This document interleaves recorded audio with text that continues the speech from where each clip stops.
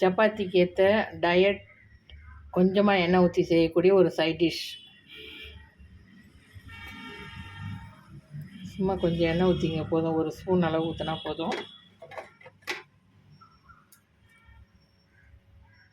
கல் பூண்டு, 2 பச்சை மிளகாய் கீறி வச்சது எல்லாத்தையும் லேட்டாக வதக்கிட்டு லைட்டாக வதக்கினா போதும். தக்காளி பழம் அது போட்டு கொஞ்சமாக லைட்டாக வதக்கிட்டு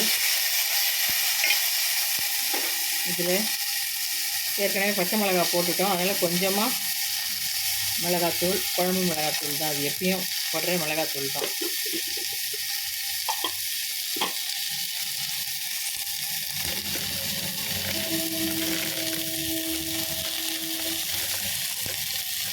கொஞ்சமாக கரம் மசாலா தூள், அது இல்லாதவங்க 2 பட்டை 2 கிராம்பு போட்டு தாளிச்சிக்கணும்.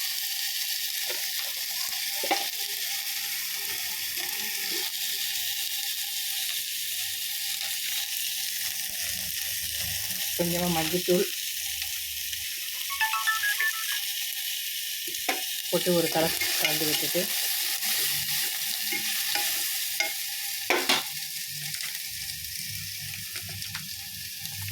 பச்சைப்பயிறு, முழு பயிறு அது தேவையான அளவு போட்டுக்கோங்க. அவங்கவுங்களுக்கு ஏற்ற மாதிரி, அதுக்கேற்ற மாதிரி காரம் எல்லாம் நிறைய போட்டுக்கணும். தண்ணி கொஞ்சம் தாராளமாக ஊற்றுங்க. கொஞ்சம் நேரம் ஆகும், ஒரு 4-5 விசில் விட்டு ஆஃப் பண்ணிவிட்டு அதுக்கப்புறம் நல்லா குழச்சிடணும். கொஞ்சம் ஒரு பருப்பு இருக்கா மாதிரி ஒன்று கொஞ்சம் இந்த பூண்டு வெங்காயம்லாம் நல்லா குழச்சி மசிச்சு விட்டுடலாம். கரண்டி போட்டு எடுத்து சாப்பிட்டிங்கன்னா சூப்பரான சைட் டிஷ் ரெடி. சப்பாத்திக்கு எண்ணெய் நம்ம 1 ஸ்பூன் மட்டும்தான் ஊற்றிருக்கிறோம். இறக்கின பிறகு, அதாவது வெந்த பிறகு உப்பு போட்டுக்குங்க, தேவையான அளவு உப்பு போட்டுக்குங்க. வணக்கம். மறக்காமல் சேனலை சப்ஸ்கிரைப் பண்ணிவிடுங்க.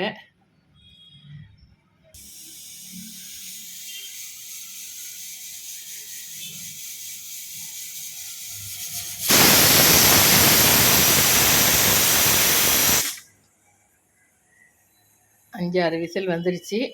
ஆஃப் பண்ணிவிட்டு 10 நிமிஷம் கழித்து ஓப்பன் பண்ணி பார்க்கலாம்.